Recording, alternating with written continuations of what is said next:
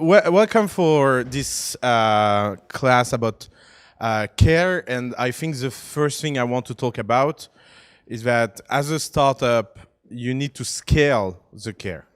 And I think that's one of the most important idea behind that, is that, of course, it's kind of very easy to care at the beginning, but as your startup grow, it's harder and harder to keep it on that. So let's talk about why it's so important. It's so important because it's one of the easy way to have an unfair advantage with the market. Like, if you look at your experience with telco companies, or your experience with the banks, or your experience with a real estate agent, or your experience with anyone doing any traditional big things, you know that very often it doesn't go well. Why? Because they are so big that they don't care about any individual client. And that created a culture in corporate world where clients are this kind of liabilities that we manage in mass, and we don't really care about every single client. And in Europe, we have a second problem about that, is that at least in United States, the customer service tradition is very high. Like if you go in a bar or restaurant, maybe because, you know, bad spirits say they are like that because they are paid by tips. But the truth is that you can give tips to a French guy, you will stay not nice. So it's not so much about the money, it's much more about kind of a national training we all have, and national culture about how we live the service part of our job. And there is something strange in Europe, is that service care equal luxury. Like if you think about high level of services, high level of care, you think luxury.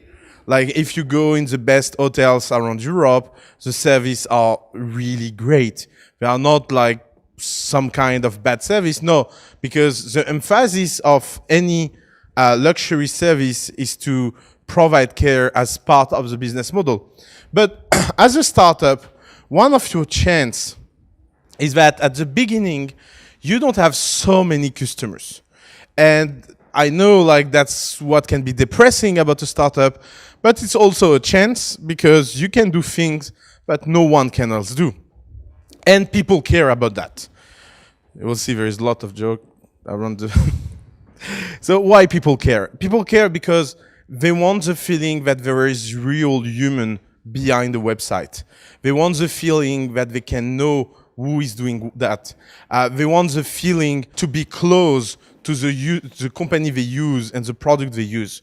And we have so many good stories inside the family about that with our great startups. For example, one of my favorite one is Each. You know, it's a car service that is open during night. It's a Uber Pop competitor. Uber Pop is dead. Each is alive. Take that, Uber. And Each founders took Each for every way around the city every day for years. And they was organizing parties. And after the parties, when people was drunk, they was saying, you should not take a taxi or anything else. You should take a Each. I order one for you. It's here. And people kept that feeling and that relationship with them, and they became that kind of mythical inside their community. And so mythical that now when they take Each and people ask them, who are you and what do you do? They say, I'm the founder of Each. And people don't believe them. They're like, yeah, and me, I'm the Pope. Like the founder of Each are not humans. Like they are these special people that are so nice that cannot be you. It's deceptive if it's you. And actually it's them. And how they created that by being very, very close to their user all time long. And caring is one of the easiest way to look special.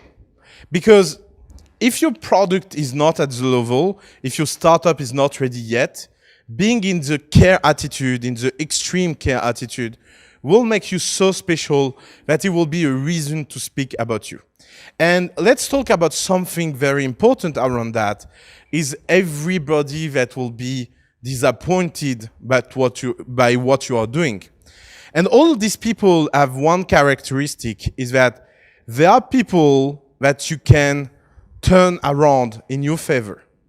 Like more someone hates you, more someone is frustrated, more someone is in this attitude and mindset that what you are doing is not right and what you are doing is not at level.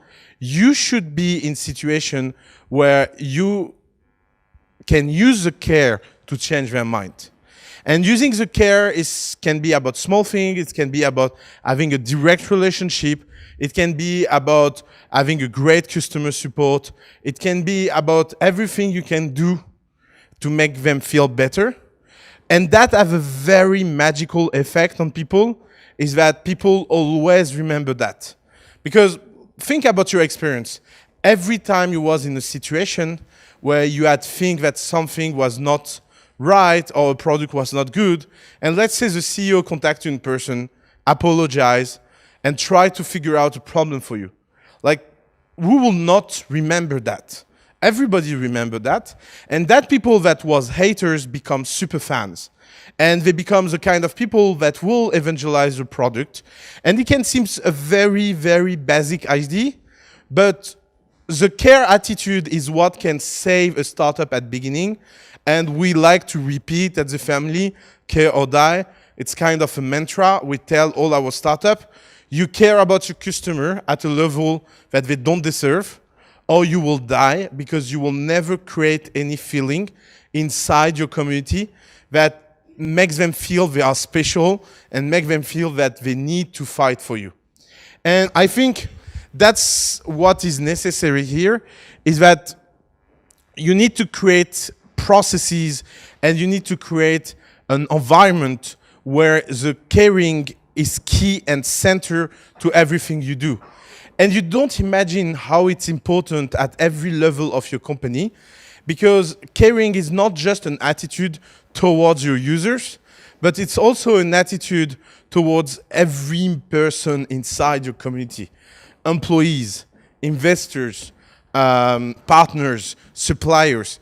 If you can create that feeling that everyone is inside your community, that everyone will be on the same page and everyone really care about each other, you can create that kind of positiveness that brings something from being totally a no to something that everyone talk about, even if it's not ready. And I think that's one of the lessons that is really hard to take as an entrepreneur, is that very often we think as entrepreneurs that the way to succeed is to make perfect things. You know, like there is so many people that think that their job is to do something perfect, and when it's perfect, they show it to the world, and the world recognizes perfection. So look around you. Why nothing is perfect? Because first, everything that is perfect is on the hard drive of entrepreneurs that never launch. So we don't know their product because they are so perfect that they never launch. And also, being perfect and having the idea that you can create something perfect is a kind of human God complex. Because nothing is perfect, nothing works well. There is always mistake. If you look just nature around us, it's just kind of a big mistake. And everything lives and grew as mistake. Mistakes are, part of our DNA. For example, if you look at how DNA replicates, DNA do a random mistake every 10,000 transcription. So you see, even your DNA is not perfect, and you have mutation that happens every 10,000 transcription. So having the feeling that you can build something perfect, that you can do a product that will be so perfect by itself, it will care to the user, you will be wrong. But on the other side, if you understand that caring is something external to the product, it's something that is as important as any feature that you have inside your product, you will be in a position where you can have the three characteristics of a good entrepreneur. And what they are: you can be personal, you can be sincere, and you can be authentic. And that kind of trio is a winning way to be successful. Because it's not about doing something that will be perfect, it's doing something that for a small group of users, it will be ideal. And I think that's a huge difference between being perfect and being ideal, is that you cannot be perfect for everyone, but you can have a small set of users and a smaller community for whom you are the solution they are waiting for. And everything that makes you imperfect are actually good news because they are part of the game. And so instead of looking for impossible achievement, you should look at how you can make your community vibrate in same time than you, and how you can grow in same time than your community, and see that as a kind of a dynamic process. Because you do things, your community will react, sometimes they will like, sometimes they will hate, and from all this information, you will be little bit by little bit better and bigger. But you need to understand the time that that process takes, and this is why at beginning, and as long as possible, you need to be available. I don't know how to say that fucking word. So, it's right in there. Fuck it. So, you need to be ready. You need to be fast in your communication. You need to be ready to reply at any time. And also, please, you need, again, to be personal. You know how I recognize the worst startup on earth? One of the tests I love to do is to write to the customer service and to see how people reply. So many startups reply in the conventional corporate way. So you will send them a message saying, dude, I don't know what feature is doing A or B. And they will reply, thank you, sir. We really appreciate your message here at acme.inc. So, about your feature and blah, blah, blah. And it will not be in the tone where I wrote to them. And so I will not feel close. I will not feel connected. One of the first rules of customer service doing right is that you should always reply in the tone that people write to you. For example, a company that is so good at that, and if one day you are bored and you want to try, go on Amazon.com customer service and try to talk in funny way, and you will see how they reply. There is even a Tumblr about that. It's called Crazy Way of Talking to Amazon. And someone doing screenshot of his crazy conversation with Amazon, like, hi, I'm Thor, king of the Asgard, and my order did not come. And the guy reply, thanks you, great lord. I will check with the sub-gods very fast for you. And they got a training that is about always replying in a style that people write to you. If someone writes to you formal, one of the ways to be personal is to be formal because it's a reply to someone that thinks it's formal. So if someone asks you in a very formal way something and you say, dude, I don't know, but let me check out, it will not work. But if someone talks to you in an informal way and reply formally, it's even worse. So be very authentic, be very personal, and try to understand that every customer talking to you is a potential friend. You should see it that way. And one of the biggest problems with entrepreneurs is that they are not committed. And not committed in the sense that they will delegate things that they should not delegate, and customer support and customer relationship is on the first top of the list. So, few advice. If you want to be a good company, first thing, everyone should receive every customer support email. Like support@yourcompany.com should go in the mailbox of everyone. And everyone should read every email until the time where it's not possible to do. But if it takes less than an hour a day, it will be a well-invested hour, and no one has a job where he cannot spend 1 hour a day to be connected with clients. And that in every department, especially engineers, by the way. If you want to change the DNA of your company, connect the engineers to the customer support. Because it will change the perspective about the product. It will change the perspective about the fact that their job is to do something that some real people use. You know, sometimes engineers forget that there is real people outside, and it's one way to connect them with that. But it's also true for the top level founders, because you need to set the tone. You need to build that culture that caring about customer is very important.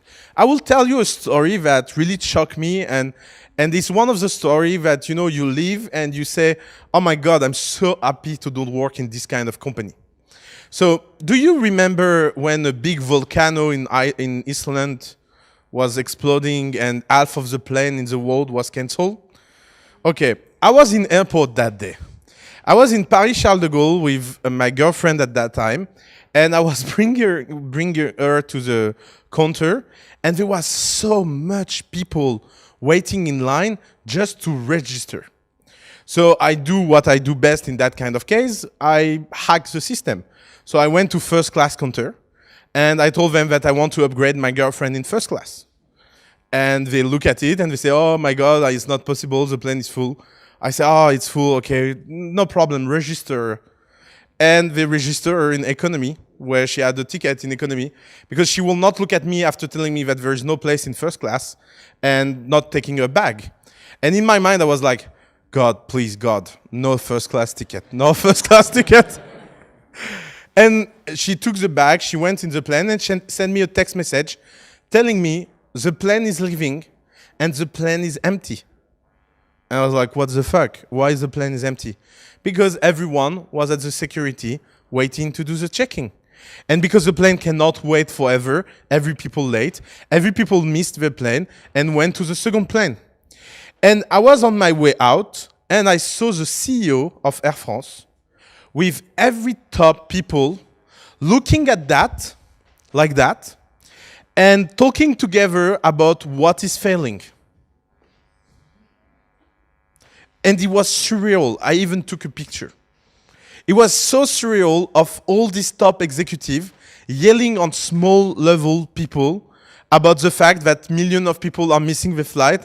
And the guy was saying, oh my God, I don't know what can we do. We should change our process. Yeah, let's do a strategic plan about that. I was like, this is kidding. If I was a CEO of Air France, I would take every single employee in the office. I will go down in the airport. I will put a blue shirt on everyone, including myself as a CEO. And I will personally put everyone in the plane, not having every desk closed. That's the difference between a startup and a big corporation. Big corporations are so disconnected from real people that they can go and be like they are in the zoo. Oh my God, our users are unhappy. Yeah, what can we do? I don't know, let's have a lunch. Like it's surreal how much these companies are failing. And the people that experience that kind of moment hate that kind of company forever. If you look at what are the top 10 companies that people hate, you always have the same usual suspect. Why? Because they are big and they don't care about their client. And that's why for startup, this is an opportunity. And if you are committed, you are also generous. One of my favorite books have been written by the head of customer support at Amazon to explain the first 1,000 days at Amazon. And in the first chapter, she explained a first week at Amazon. So when she arrived at Amazon, they told her, oh, you are the new head of logistics. Welcome. There is all this box that need to be put in our supply chain, and we don't know how to manage that. So she took the box, and she took a worker and said, oh, put it on the top of the shelf, please. And the guy put all the box on top of shelf. And a week after, they started to see delay in the delivery, because at the top of the shelf, every delivery was taking 10 minutes more.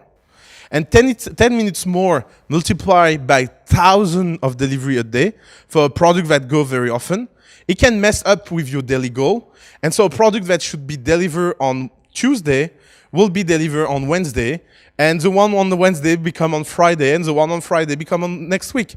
Like, you don't imagine that logistics is like that, but when you have so big volume, a small mistake like put it on top of shelf instead of putting it down on the shelf, depending on the kind of product, can be an horrible decision. So what did she do? She did a spreadsheet, and she tried to calculate how much delay they should put in customers to don't lose money on delivery. And she saw the spreadsheet to Jeff Bezos, and Jeff Bezos say, "What's wrong with you? Like, do you want to be fired? Like, I told you that is customer first. So whatever the cost will be, you will go and take contractors in downtown, bring them and take every box down. And whatever the price is, we are fine, we pay for it. Because our customer will not wait a single day." And so what she did, she went, hired 50 contractors, they come all day long, and they spend all their time taking the box from top shelf to down shelf. You imagine like this kind of decision, it means that on this single line of product, they lose something like $100,000. And why they did that? They did that because they don't want that any customer experience an experience with Amazon that will look like any other company. And if there is a company that is kind of a model and an ideal in terms of customer support, it will be Amazon. Because Amazon scaled that to 80 billion revenue. And everything they do is always with this idea that it's customer first. And if it's customer first, we have to think about how to make customer happy. So being generous can seem like, unprofessional, but on the long term, it's the best marketing expense you can do. So don't be silly at beginning. Be very generous. Never look at your early stage cost. And whatever it costs to have a client that is happy forever, do it. What does it mean? What does it mean, all of that, in the different step of the process of your startup? So first, on acquisition. How do you do to have this kind of contradiction solved between scaling the acquisition and scaling the care? We are the first people that will encourage you to growth hack, to spam, to go after whatever you can do to achieve a sale. And you should be violent. If you want to survive as an entrepreneur, you should be very, very violent. But being violent doesn't mean to be a jerk. Being very aggressive in your sales doesn't mean that you need to be mean. You can do that with respect. So I know it can seem confusing, and I know that for a lot of people, being aggressive and respectful in the same time can seem at best a joke. But actually it's serious. So what does it mean? It means that you remember that it's better to ask forgiveness instead of permission. But when we say that to people, I love that sentence because it happened a lot with our employees at the family. We always tell them, ask forgiveness, not permission. And so they do something wrong and we yell at them and they say, I don't get it. You tell me to don't ask permission. Say, yeah, I told you to ask forgiveness. So in the process of forgiveness, yelling is part of it. It's not because you have the freedom to do whatever you want, that when you do something that is wrong, you will be like celebrate for doing something wrong. That's bullshit. Like celebrating mistakes is bullshit. But it just means that it doesn't matter. It's not because someone yelled that it matters. Same thing with your client. Be aggressive. Send emails that are unsolicited, for example, but send good emails. And if someone complains, just apologize. And apologize with sincerity. And do whatever people want so it doesn't bring you to a step that is like that is not good. So, for example, what is a good way to send unsolicited email? The good way to do that is that emails should be sent by someone personal, someone that exists, and someone that people can recognize. Like, I hate when startup send email with no reply at their company.com. Like, do they really think we are still in 1995 and we don't have mail servers that can handle more than 50 messages? Like, where it comes from, the no reply. Because there is a time in history of internet where you were sending 5,000 emails, for example, to a client. And if 5,000 clients reply, it was more than what your mail servers can host. So you will tell them you cannot reply to that email. Please take your phone and call us. So now technology grew up and we can receive a lot of email and you should reply personally. Like, for example, at the beginning of the family, we were spamming a lot for a lot of things. and people was, of course, complaining. And I was always replying personally, and I have such a beautiful collection of conversation that look like that. Oh, motherfucker spammers. I hate you. Sorry, sir, I'm not a spammer. I'm a real human, and I have feeling. And I'm hurt that you are hurt. And at that moment, people crunch. Oh, sorry, I didn't know. No, it's fine, no worry. But please take my email out. Yeah, sure. Oh, by the way, what do you do? We are doing. Oh, yeah, it seemed interesting. Okay, don't send me emails, but I will look at. People are so, people are not used that behind the spammer there is a human that care about them. So again, the question is not the kind of action you will do, and it's not a question of reducing the intensity you will put in your startup. It's about understanding that sometimes you don't understand others and you think it brings value for them, but it don't. And if it doesn't bring value to them, you should just apologize and take care of. It's very important to reply to everyone. And when I say everyone, I mean everyone. And it's hard, it's so hard to scale. For example, one of the sad days in my life is the day that I decided to bankrupt my bank account, my email account. So I did a chapter 11 on my email account. Now I delete randomly emails and I see what happens. But I was very proud to reply to every single email I was receiving until 6 months ago. And 6 months ago, I was spending 18 hours a day replying email. So I decided that it was way bit too much. And I decided to have another way of doing that, is that I reply randomly. So it's a great thing because a lot of people get what they expect, no reply. But some people got in 5 minutes of reply and they talk about it to everyone. Like, wow, he replied in 5 minutes. So it's kind of a good trick. The Zappos guy is doing that. But until the day you are in physically impossibility of replying to everyone is always far. For us, there have been 2 years of history. So until that day, you should reply to everyone and you should be very conscious about that and you should be really caring about that. Never, you want a very good care attitude, never ask a user to do something you can do yourself. For example, sometimes I receive spam that I don't like. So I reply, hi sir, thank you for your message. Please can you unsubscribe me? And when people reply, there is a link to unsubscribe, I got mad. I can get crazy because it's not my job to unsubscribe for a list you put me yourself in. You see, that's the care attitude. The care attitude is not to don't send the email. The care attitude is, I send the email, you don't want about it, I will unsubscribe you myself.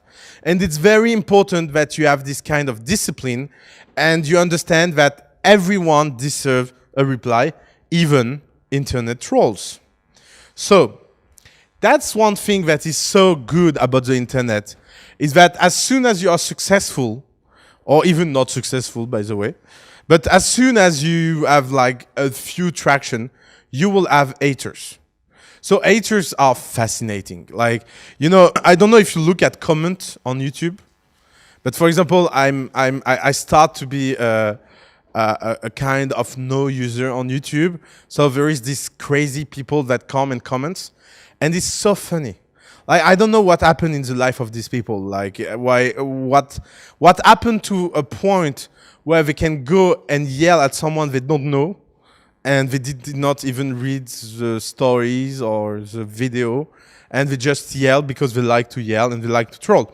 There is even secret community of trollers over the internet. I don't know if you know that, but there is forum where you troll to become a master troller, and they screenshot the best troll they have and they show to everyone and they get points and if you want to get in you need to troll someone very high level.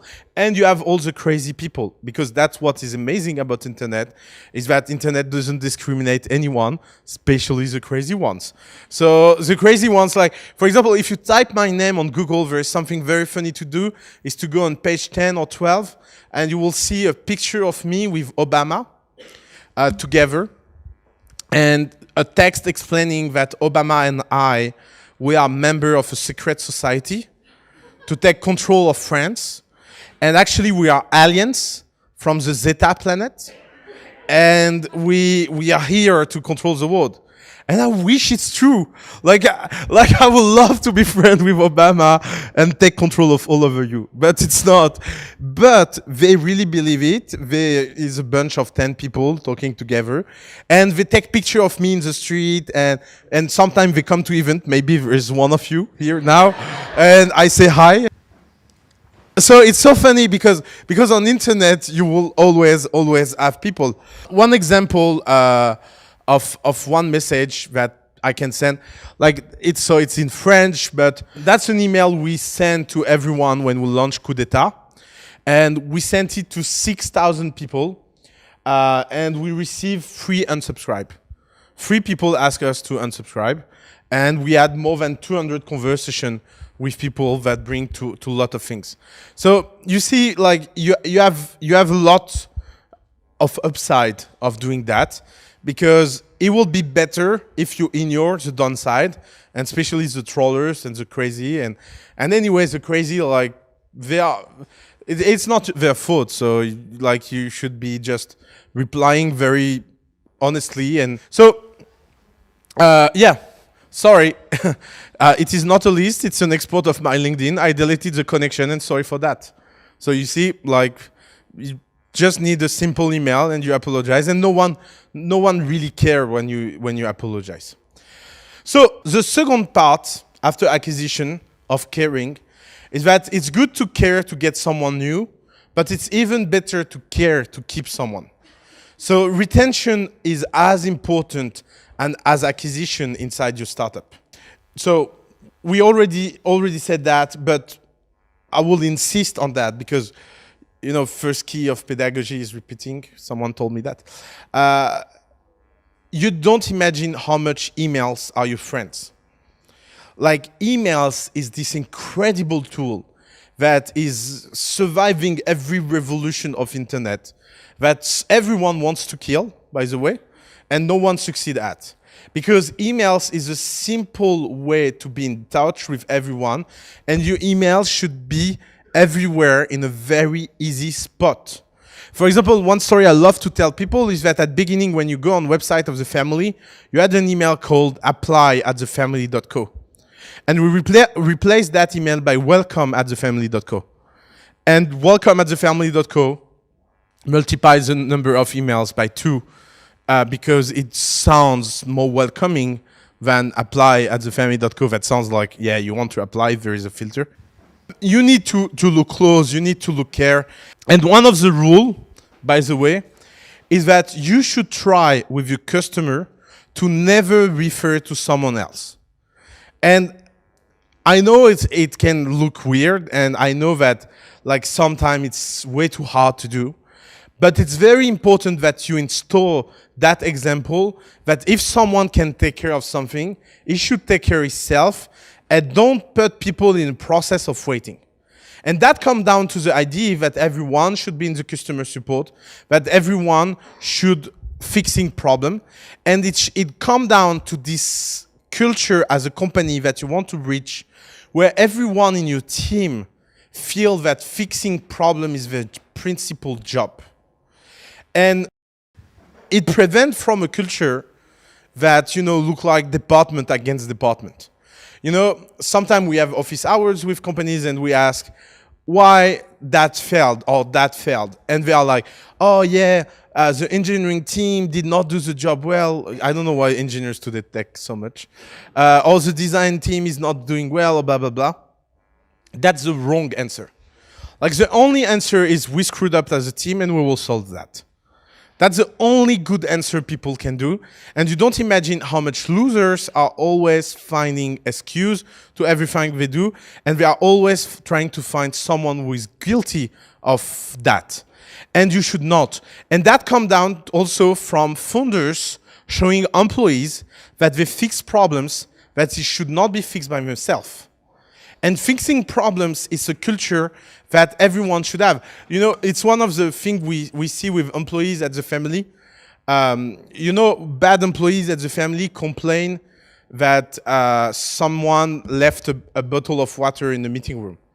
So you are a bad employee, you see a bottle of water, and instead of cleaning the table, you will go and say, people don't clean after they had a meeting.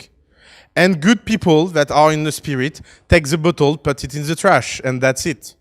Because they fix problem themselves and they don't do a big deal about that. It really shows you small things. It's exactly the same that when you're with friends in holiday, you know, and you have these people that are so rigid about everything that they make life of everyone complicated. And you have the people that are very rigid, so they just put everyone at their level. So that's a two-way of doing things. Do you feel concerned? like the guy is like, yeah. You have thousands of tools out there to scale customer support, and you should take care of them. You should learn to use them, and you should integrate them as soon as possible in your process, and especially every transaction tools that make you giving the feeling that you are close to your customers. For example, there is a tool we love. It's called Intercom. I don't know if you know Intercom, but Intercom helps you build automatic emails depending on a certain kind of action on your website. For example, if someone did not visit the website for 7 days, he will receive an automatic email saying, I miss you. If someone watched every video on koudetat, he will receive an email, which video should we do and we did not record. And you know, like, it's so funny to look at the customer support on koudetat, for example, because all these automatic emails, students think that they are emails that have been really sent by someone. And like, of course, I always find that amazing because I'm like, do they really think we pay someone to go one after one to send an email to 20,000 people saying, how do you feel? But because there is a human replying to it, they have the feeling that they have been sent. So there is thousands of ways to scale cares, and there is thousands of tools to make it look better. One of my best stories about that is that, for example, one of the things Intercom help you to do is that you can track how many social followers a client of yours have. And you can say, if someone has more than 5,000 followers, give me his phone number and I will call him. And you can become very, very smart about who you will care with, because it can help you having an image and an impact on people that are trendsetter, transporter, because you can be able to detect them inside your tools. So you have thousands of ways to scale care. It's not easy. It's a very high cost, and it should be a very high cost. Like, so many times, you know, people fundraise, and in the fundraise, they say, that's my budget for engineering, that's my budget for marketing, that's my budget for, I don't know, servers, employees, administration, accounting, when they are very detailed. And I never see the budget for customer support. And it's always a discussion, like, how do you set up that? How much you will spend? Why you will spend that? How you will spend it? And people are always surprised because we have this feeling that customer support is not important. But in a company that wants to care, customer support is at heart of every function and should scale in same time than everything. One of the way at beginning to care with clients that are already clients is to give your personal phone number. I think the craziest story is Dropbox. Drew Houston put his personal phone number on the website of Dropbox until reaching 1 million users. Until reaching 1 million user milestone, Drew Houston's personal phone was on the website. And at the down of every signature of every email he sent. Do you imagine that? You know, we have entrepreneurs that tell us, I cannot put my numbers, people will call me all day long, and you're like, no one is going on your website, so you should be happy that anyone call you. So don't get it wrong, it's part of your job. Like, I think he was spending a lot of time replying to phone. And I'm sure that he gave so many times the phone to someone else and someone else reply. That's not what it matters. What it matters is that if something was critical and if something was urgent, you had someone to call and that was high enough in hierarchy to solve and fix your problem. And you don't imagine how many people get their problem fixed by Drew Houston himself. Because the problem is that the clients are international and so many people was calling during night. And you will wake up and take care of their problem. Oh, you delete your file, no problem. I will access the server and put it. Like, you imagine the level of commitment? That's what makes entrepreneurs great, is when they do things that looks impossible.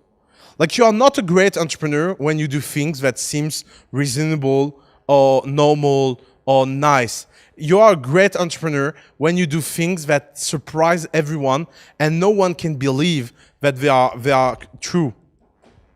Of course, check your image on social network all day long. Don't give that to a community manager. You should be your own community manager. And the day you have a community manager, you should have someone that is really at level. So we have one company at the family that is above every single company on that lesson, and it's Capitaine Train.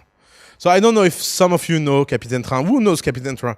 Just for, okay, it works well, at least in our community. Who use Capitaine Train for, okay, everyone else out. Go. No, I'm kidding. But really, you should switch. Just to make me happy at first reason. And everyone at Capitaine Train. No, but kidding. Like, Capitaine Train customer support is done by the smartest people working at Capitaine Train. Like, in Capitaine Train hierarchy, being at customer support is being in the heart of the company, and you work directly with the CEO, and the CEO of Capitaine Train overlook at the support himself, much more than the engineers. And I can tell you it's a company where being an engineer is very important. So I let imagine you. And there is a story that here is very famous, is at the time when Com was taking my train tickets. And one day we had an issue. We had an issue on a ticket that have been bought on another website. So a situation where Capitaine Train should tell you, fuck yourself, and you should have used us, and it would have been better. And they solved the problem. And they solved it in a way that was crazy, because they gave us a tip to get reimbursed by Voyage SNCF, even if our claim was weak. And they really fight for that. So the story is that I did not wake up to take the train. So I slept over. And I called Com and tell him, can you change the ticket? And he tried to call the phone server, and the phone server was so slow on Voyage SNCF that it took longer to process the query for changing the ticket than the time where the ticket was due. And what happened is that Capitaine Train said, you call at 8:55, we can prove it on the vocal server. So you should ask the claim on that basis, because it's not your responsibility that it takes 20 minutes to change your ticket. It's their problem. And you did it right because you did it 5 minutes before the train left. So it's more than fine. And we get reimbursed of the train ticket. So you live that once in your life, you're kind of customer forever. And if you go and watch the Facebook page of Capitaine Train, it's so funny. Like, they play so much with their user. I think people are like, oh yeah, a new post, I can put a comment, and I can put... I think trollers love that page because they always reply hard to trollers, and they are not scared to reply hard to stupid customers. And this is why they have this feeling of authenticity that is unique. And every company in the family try to be at the level of Capitaine Train. No one is. I will tell you very honestly, they have the first price in Europe from far. But at least it shows a model of how much you can scale. And by the way, Capitaine Train now is millions of users. So they scale that at a level where the customer support is replying to millions of users. And you don't imagine how many times I write during night to customer support, and it's the customer support is closed, and you receive the automatic email telling you that the customer support is closed, and 5 minutes after you have a guy that say, "Oh, I was wake up and I will fix your issue, no worry," because they are so committed in their job that they work out of the time frame and they kind of work all the time long because they feel that capitaine train is very important. So one of the other way to create care and relationship with people is events. So how to do events? You don't imagine how many startups that you know that are successful did not launch the way you think they launch. Like, for example, if I ask you about Pinterest and you don't know the story, I'm sure you will think that Pinterest worked very hard to build a product, give the product to their girlfriend and little sister, and it become viral. But the truth is that Pinterest launched with offline meetups of pinning things. It's true. It's a true story. Like that guy had the idea to say, "Oh yeah, let's bring a bunch of people together that will bring picture and we will pin it and it will do a pin board and we will drink." Why? And it became Pinterest. So why? Because that was a way to create proximity with users, understand what they want in a very informal way. And everyone likes you know, to listen to good content, to get a free drink or free food. And you know, like there's so many people that will not refuse a free food. For example, at the family, it's the meetups. Like you see how many people come at our meetups? Like it's crazy how much events are at heart of what we do at the family, much more than anyone can understand. And this is why it's important. It's important that people understand you, they understand who you are, they understand how you feel about the world, and they will have a sense of proximity that will be much higher than in any other circumstance. And events are a great way to discover who your users are. And it's a great way to adapt what you are doing in real time. Because offline communication is never as good as informal discussion with users, and especially if they come at events and are interested by what you are doing. So you need to help people connect together. You need to help people get value from that event much more, and that will help you to get real feedback out of the traditional kind of feedback that you will take, talking to user one by one. So one of the funny things with crowd is that people feel much more comfortable of saying hard things together than saying hard things in one-to-one. And because we are weak and social animal, and if you ask someone for feedback in one-to-one, he will tell you things that look nice. If you ask feedback in group, you will always have a, alpha player that will try to show that he can kill you faster than everyone. And that's good. You are looking for that. You are looking for that kind of moment where you can have authenticity. And by the way, a good event is prepared. Don't leave anything to chance. You should take that seriously. I hate when I go to startup meetups and there is this random pizza with random drink and people doesn't really know when it will start and what people will talk about and how it will be. That's horrible. That's not how a good event is. A good event is something with an agenda that starts on time, where everything feels right and people are happy to be here. Like that's a good event. Like it's not just about bringing people together. Don't send anyone else to event than your core team and yourself. Be present even if you don't speak on stage. Do the introduction, do the conclusion. Show that you are here and you care. The last level of care, and I think is one of the most important one, is the team care that you put that will reflect on everyone else. So if you understand that caring is very important and it's strategic in your startup, you will understand that it's something that everyone inside your team understands. And one of the best way to communicate something is to show people how it works internally. So with your team, you need to execute because that's the way you will earn their respect. If you tell someone what to do, it will not do it well. If you tell someone, if you show someone how you do, it can even do better than you. And that will be a good process.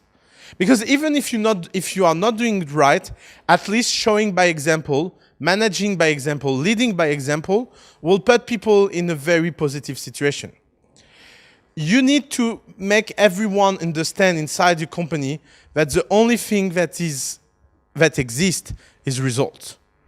Results are the thing that should drive, and everything should be a KPI, and there should not be any debate about the feeling and personal feeling. Caring is not about making people feel better when they fail. When they fail inside your team, it's hard, you should say it, and that's it. And you should do something else. You should love together your users. Recently, I was visiting a startup, and it's a food startup. And I was talking with an employee, and I asked him if he likes to eat. And he told me no. And I told him why he was working here. Why? Why on earth you will go in some place you don't like? Why on earth you will be in one position where you cannot feel connected to the users and it doesn't seem important for you? Like, there is thousands of opportunity out there. You should do things that you like. I'm not saying that everyone should like to eat. I'm saying if you are doing a food startup, it's better to like to eat. So loving your user is a collective responsibility, and it will not happen if you don't show the example to your team, and it will not happen if you accept that anyone in your team is not in that attitude.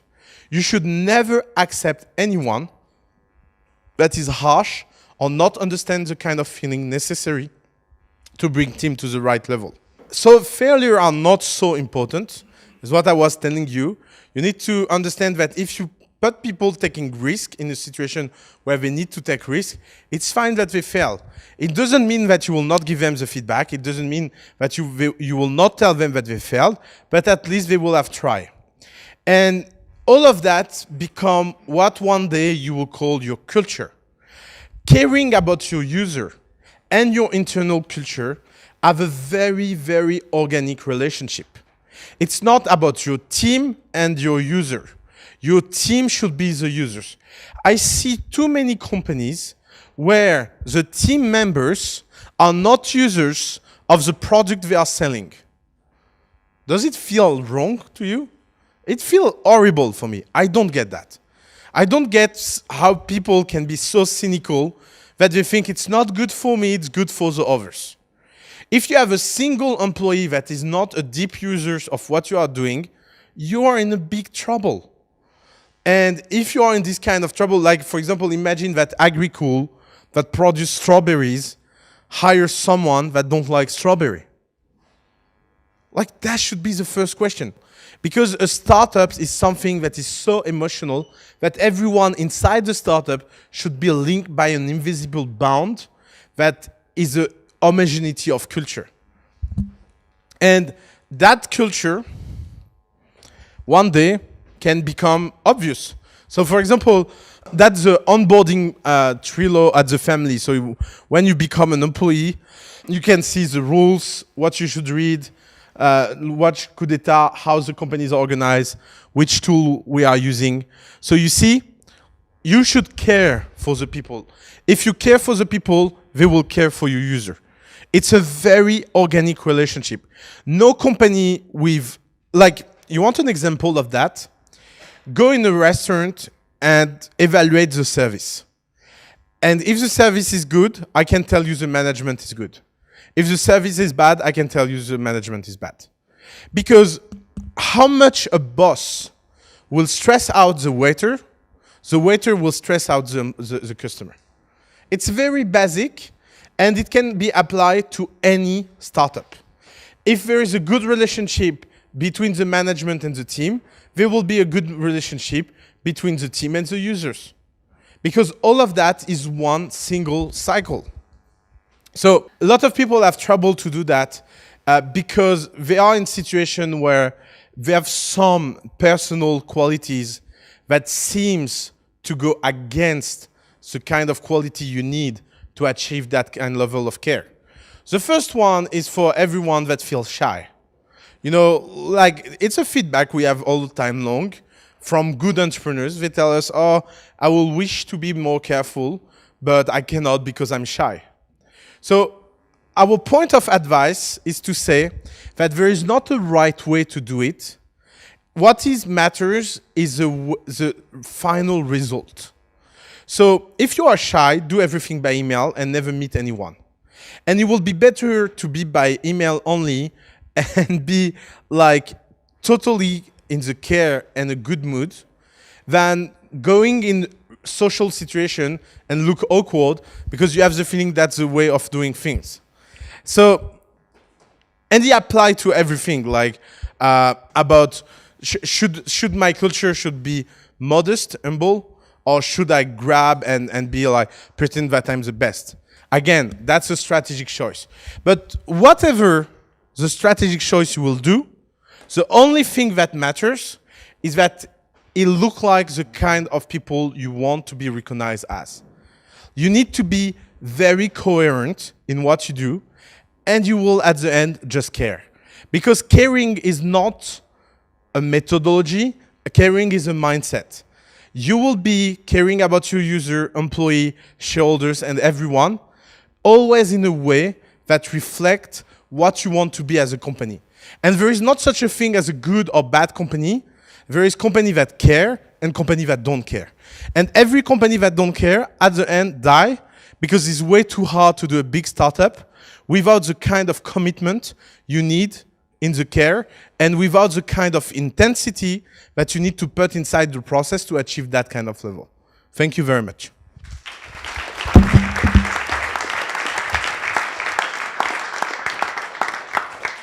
First of all, thank you for the talk, because I work in retail, so I feel really touched by care and client process. How do you put the caring into the firing process? When you have to fire someone, how do you build the care into that? Because it's the hardest and the worst part. Yeah. So it's horrible. It never works. And to be honest, like there is not a right way to do that. You just need to do it. And sometimes you try to do good, and people don't understand, and it's their fault. Like let's be honest. Like you are in the startups. It's not like, you know, most employees in startups lose their job not because they are fired, because the startup die. So in first place, you know, you are not in the same kind of situation than traditional job. And if you are with people that don't get it and get mad, that's it. Just cut and next. You know, just put yourself in a position where it doesn't matter and move on, because you have no other way to do it.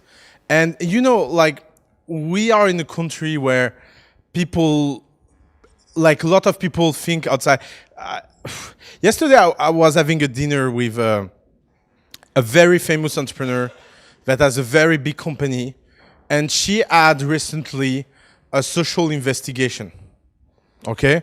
Inspection du travail. And she got a fine because of posters like this one. So she has posters all over the place that ask people to work harder. And it's illegal in France to encourage people to work harder because it seems as mental manipulation. Okay, so that's the kind of country we live in. Like it's fine. Like she paid the fine and she move on. Like she can be in a situation where she will cry all day long saying France suck up, it's bad, blah blah blah. But that's the way. Like it's the way that it works, and you cannot do anything about that. So just do it. When you receive a bad comment on social networks such as Facebook, do you advise that we should reply on the social network? I mean in public or in private? You should reply in public. You should, like, by the way, being in the care doesn't mean that you should let jerk saying bad things that are not true. Like, that's not care, that's stupid. Like being in the care is, by the way, putting the truth. Like if you look, for example, our Facebook or comments or blah blah, you will see myself replying harsh to a lot of people, and that's a care attitude because it's a respect for every users that are fine and nice. So you will not let if someone come here and start to yell at me and grab and throwing things at me, we will bring him out and that's it. And we will do it in an energetic way because it's respectful for the people that are listening to the conference. So you see, the problem is that behind care, people have this kind of misillusion that being care means being nice with everyone. And now, if you say bad things that are true, you should say it. You should just say, that's true, I'm sorry, we are working on that. And that's how it should work most of the time. In the letter that you send for the first time to all these 6,000 future customers of koudetat, it seems a bit long for what I learned. Is it the right way, or do you think? Always told me that you should really be more shorter and whatever. That's funny because it's a complicated story. More an email is long, more the conversion rate is high. Oh, yeah? And more an email is long, and less the probability that it will be read is high. So you see the kind of double tension you have. So some people are good at long email, and it's a question of copywriting. It's a question of how you present message, and does people like to read you or not. Sometimes we do long email, sometimes we do short email, but we are kind of very good at copywriting. And there's only one way to be good at copywriting is to write a lot of things. That's the way you start to learn how your user react. For example, that email I've been sent to very intellectual people, and intellectual people love to read long things, and so it worked pretty well. Sometimes we send that to users that are less intellectual, and we send shorter emails. So watch which kind of email you receive. You will see which one, how you have been targeted. I'm kidding. Half kidding. So like there is not the rule like long, short, big, small, blah, blah, blah. It's always a question of context, and that's why it's complicated. But the only way you can establish a relationship with your users is to do it every day. That's the only way.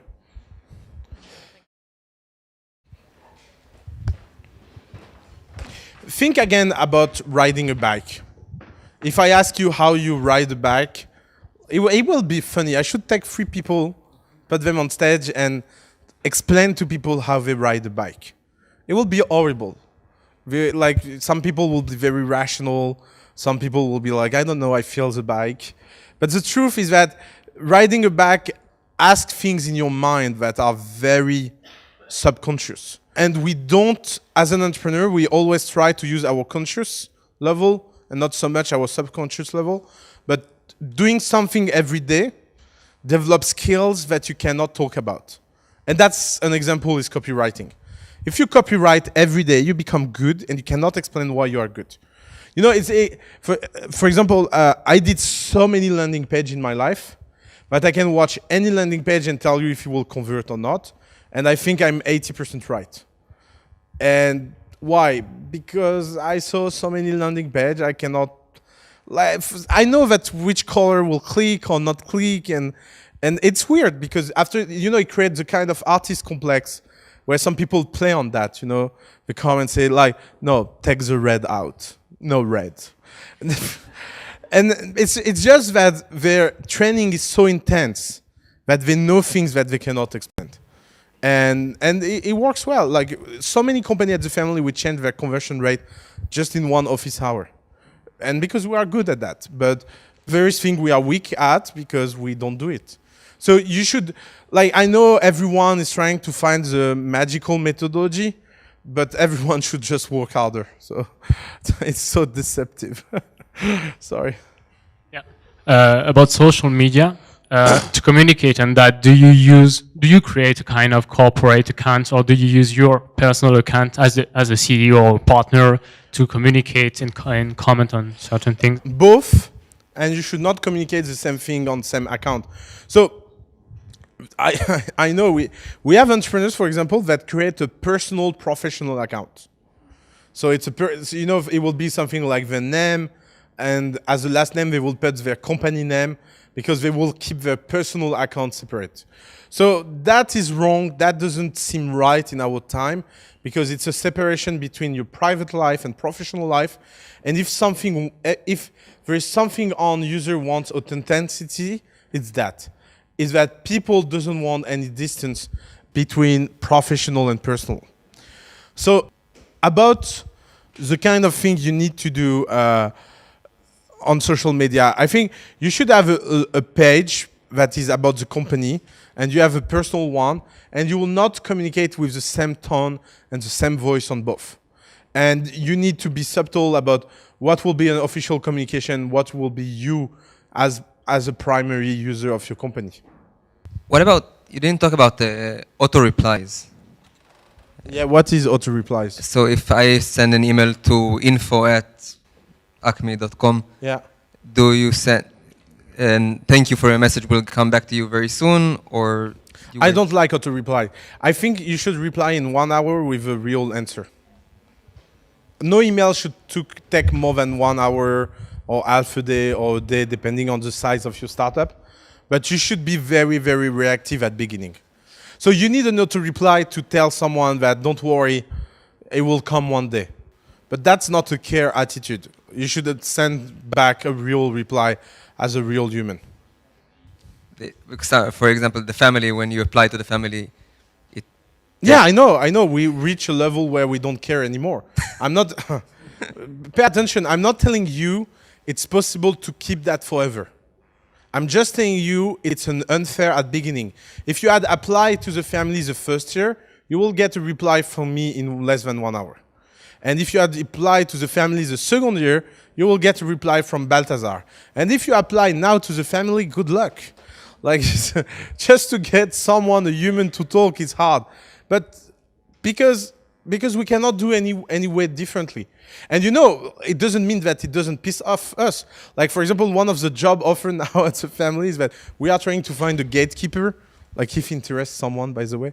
We want someone that spend all day long just replying to emails. You understand why we don't find anyone. Like, it's the most horrible job description ever. So what's your job? Replying emails. So, but of course, we want to go back to that. But you have to, like, sometime you have to accept that you will decrease the level of care, because you will care about your user and not new client. And that's depend on your strategy and moment and blah, blah. But what you should not be is to be comfortable with the fact that is that. We are not comfortable with the fact that when you apply to the family, it's hard to get an answer. But we have no choice, so we live with it.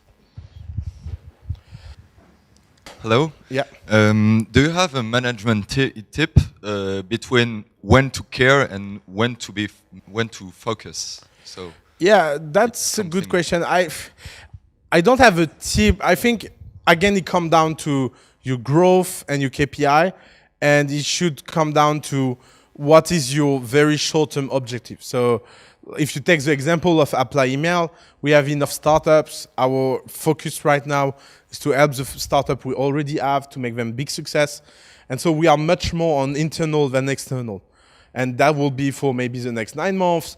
And after we will open back. And at one moment we will be as much external as internal, and we will be happy forever. I don't know if we will reach that one day. So there is not a management tip like criteria you can use. And by the way, that's when you earn your equity as founder. You know, the job of the founder, and this is why you get so much equity as a founder, is that you should be the person that take that kind of decision and be courageous about this kind of decision. And if you are wrong, you change it fast and you learn. But you need to enter in the process of learning about that. You didn't talk that much about calling customers. So calling customer with phone? Yeah. Are you jet lag? No. What do you Kidding. think about Apply everything I say over the phone. It's just I hate fun. I hate like if you want to know if someone knows me or not, when he doesn't know me, he call me. Like it's a very good. If someone tell you I'm friend with Oussama, I will call him. You can know he's a liar. Because I don't like. I even asked Apple if it was possible to deactivate phone on iPhone, but it's not. So I need. But everything I said, it works exactly the same on the phone. It's just that it's a word I don't understand. But yes, like phone has some constraint. It's real time. You cannot asynchronize. It's harder to scale. This is why I think for startup emails are much better tool than phone. But for example, we have our phone champion in the room there, Trusk.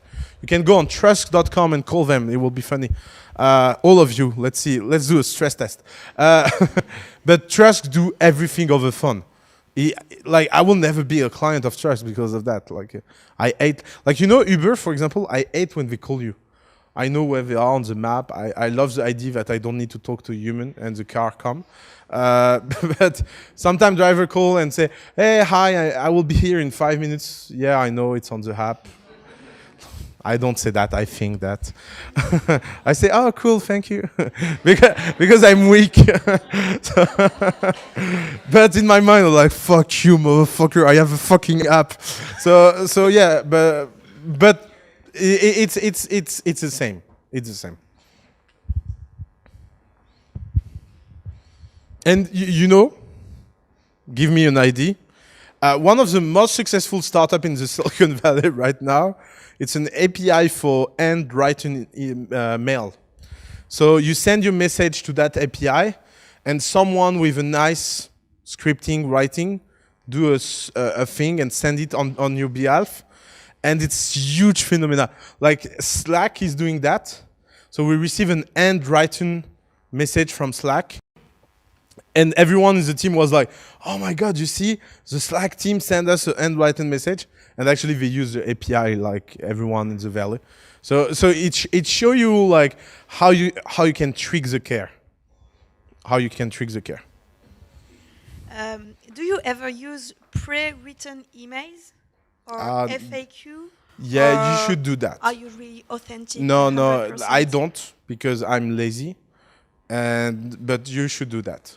Like it's like for example, someone so good in our team was Jean de la Roche-Brochard. Like that guy has so many pre-writing emails. He's so efficient. Like that guy is a killer. I'm not. Like I reply, and this is why my answers are so short. Okay, no, maybe. So yeah, no, but you should do that for sure. And what tool would you use to do this? There is like depends. Like the problem is that there is so many tools out there that it's hard to give suggestion. For example, I like A-Text. It's a tool where you can, because I'm old-fashioned and I like keyboard shortcut. So I use for example, the only place where I use pre-written emails is when we talk with our lawyers. And there is like, I have automatic emails to tell them to do things. So I write a shortcut and it creates emails because we have, we have so many times the same legal process. Like we need to close the fundraising. We need to get that document. And they always same email. And lawyers don't take well when you write informally. I don't know why. So I learned that the hard way. So now I send them nice email and they, oh, thank you for your email. I say, yeah, thank you. So, so yeah, but for sure you should do whatever you can do that will save you time and make you more efficient is a good practice to do.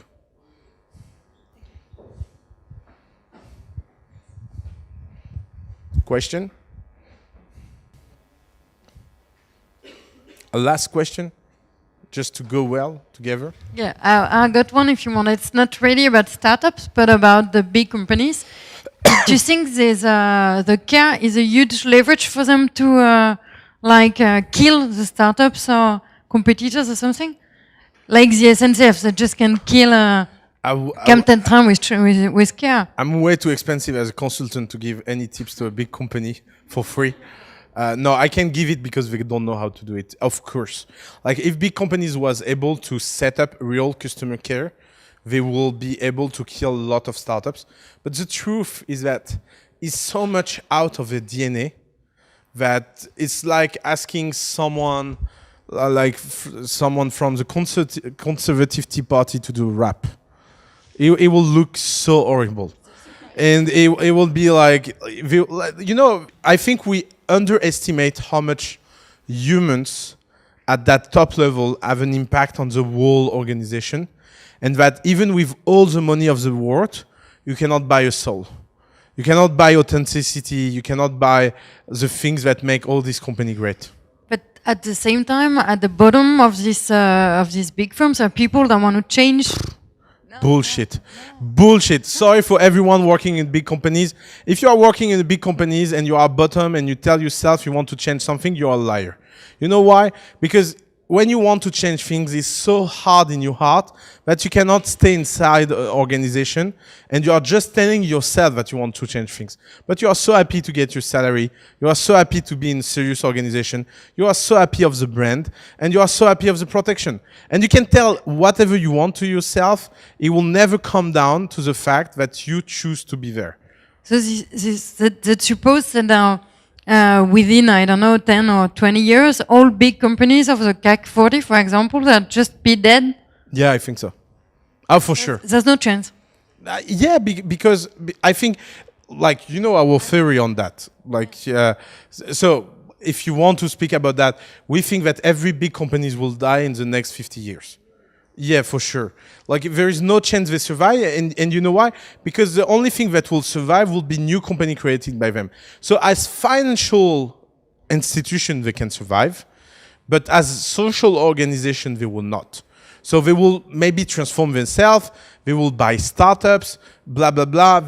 Like the brand may survive, but it will not be the same company. And the company that you have today in place will die. Because like we met every top CEO in Europe, basically, and they are all weak, lost, and totally unaware of what's happening outside because they are disconnected. Like look at about, for example, Air France is a good example of a management team. I don't know if anyone works at Air France here. I think so. Sorry for what I will say. But if you look at what happened with Air France is that Air France totally lost its relationship with users because they become a luxury company that cannot compete with any luxury company like Qatar or Emirates or blah, blah. Why? Because every top manager at Air France never fly in couch. You want to be a great CEO of a company like that? Don't travel first class. Travel couch. Do all your travel in couch, and couch experience will change, for sure. Because if the CEO went in the couch experience, and it will be like, it's impossible. Like, why is so bad food? Why is blah? And everything will change. But that's not what happened. What happened is that they take flight in first class, and that's true also for employees. Like how employees that work in this company travel. They travel in business class because they have the ticket for free. And they have multiple tickets for free for a year. If you want to do a serious airline company, you should force people to travel economy. For example, when Facebook launched a mobile version, it cut desktop version of Facebook all over the office to force every employee to do everything on mobile. And so mobile experience improved very fast because people were so frustrated to don't have access to Facebook anymore at home or at office. You need to do this kind of crazy thing. But this kind of crazy thing don't happen in big organizations because they don't care. And they don't need to care. And they don't need to care until the time it's too late. And when it's too late, it's too late. That's it. Sorry. Question? No. When I talk about big organization, I talk about traditional big organization. Yeah. And maybe Amazon will die too. Like, yeah, they have that, but they have other problems. So, I mean, one of the things that is so great about the economy we are entering in is that no one can survive forever, and that is done. Like, that's something new, but it's so beautiful. Look at Facebook dying. Look at Google dying. It's possible. Yeah, please. Just to keep going on that thing, if you take banks, for example, that's the worst ever. You see what happens when you don't ask questions? We have this kind of question. Sorry. No, but banks, for example, they're the worst ever, and the barrier to entry, it's pretty high with the regulations. So if they just start to care and just really start to care, just there's no place for anyone. But again, It's not like caring is a decision you can take when you don't have the culture. It's not an asset. It's not something artificial. And I know why you don't understand that. You don't understand that because you don't know what it means. And that's what happened with everyone that don't have the intensity of care. Like I see that all day long with big corporation. It's like they come here and they say, oh, you know what? We will do an innovation spot. And to do an innovation spot, we will buy IKEA furniture and people will be in short. And because they don't get it, and they cannot get it because it's biological. You cannot ask someone that never had sex in his life to tell someone how to have sex for the first time. Same thing. Like you cannot ask someone that never did something like that in his life at 55 years old or 60 years old, white male, to reinvent themselves. Like these people live in a world where nothing of your reality exists. And no one of the reality of this room. Like for example, you can go in a big top executive committee and tell them like 1 year ago, do you hear about Uber? They will say no. And you explain Uber and they will say, yeah, it's like my subscription at G7, the same thing. And you're like, no, motherfucker, your subscription at G7 is 7,000 a year. Like people can have better service than you for free. Yeah, it will not be the same service because it's denial. Like you cannot understand how much being in a very small inner circle change your perception. So after, when outside becomes so heated, you come and say words. So you write speech and you go, you want an example? This year, the word in CAC 40 was collaboration. Every CEO this year come and see their employees and say, my top priority is that we become a collaborative company. Okay, which company changed the way people are paid? In every big company in France, people are paid depending on their own performance and the performance of the team. And every business unit have a separate P&L. And you have the top CEO that say, we should collaborate. And everyone down is like, yeah, let's collaborate, but not too much. Okay? You will not cost my yearly bonus. So that's the reality. The reality is that if they are serious about that, they will come and say, okay, we made a mistake. No one should be paid in separate P&L. Let's switch to unique P&L and let's collaborate. That will be a shock. But no one did that because they cannot do that. They are so used to the way they do things. No question? I don't want to end on big corporation, please. Like, I feel dirty.